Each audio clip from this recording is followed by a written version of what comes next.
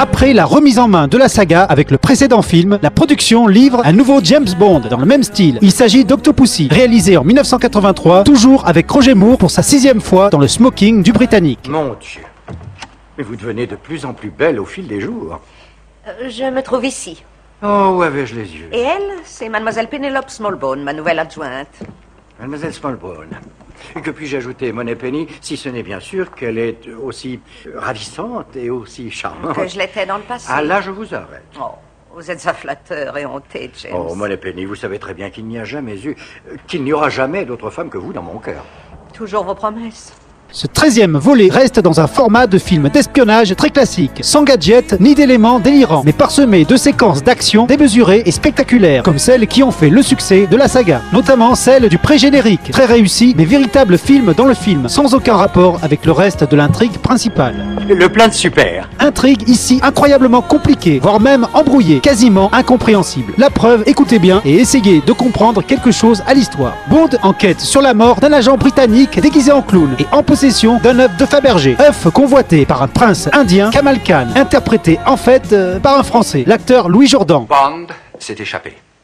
Très maladroit de votre part. J'en suis navré. Au fait, j'y pense, Kamel. Je souhaiterais vous présenter un nouvel invité.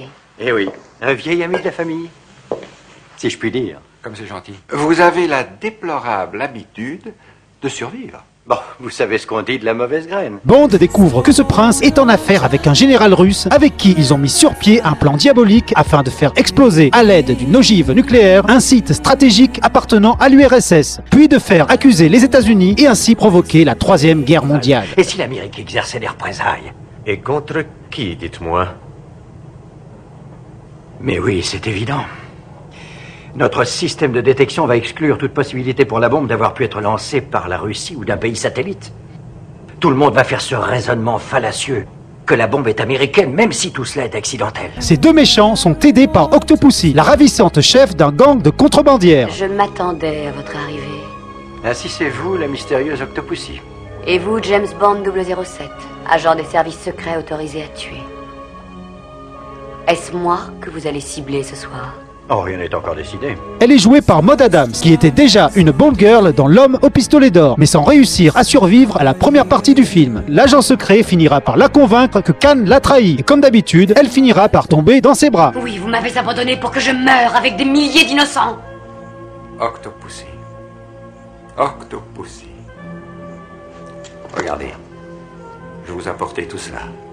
Des milliards. Des milliards. Si le film comporte de très bonnes séquences, plutôt bien réalisées, il souffre, je l'ai dit, d'un scénario assez difficile à suivre, ce qui fait que l'on finit par se désintéresser quelque peu de l'histoire. De plus, s'il continue, comme le précédent, à revenir à des bases beaucoup plus sérieuses et réalistes, il se révèle beaucoup trop froid pour convaincre, sans oublier que le héros est un peu trop traité à la légère. En effet, voir Bond faire du stop ou être déguisé en clown est un sacrilège propre à faire saigner les yeux de tout fan de Bond qui se respecte. Ah, Q, comment allez-vous? Moi, je suis au plus mal, et tout cela par votre faute. Dites-moi, vous n'auriez pas par hasard un fil un peu plus fin? Quelqu'un a planté son couteau dans mon portefeuille. Mais ils vous ont raté, je le déplore. Finalement, le fait réellement marquant de ce film est la concurrence avec un autre Bond sorti à la même époque. En effet, Kevin McClory a enfin réussi à mettre sur pied sa propre version d'Opération Tonnerre. Lequel des deux films gagnera la partie, à savoir la victoire au box-office? Eh bien, vous le saurez dans le prochain épisode, et donc dans la prochaine chronique. Une image parfaite.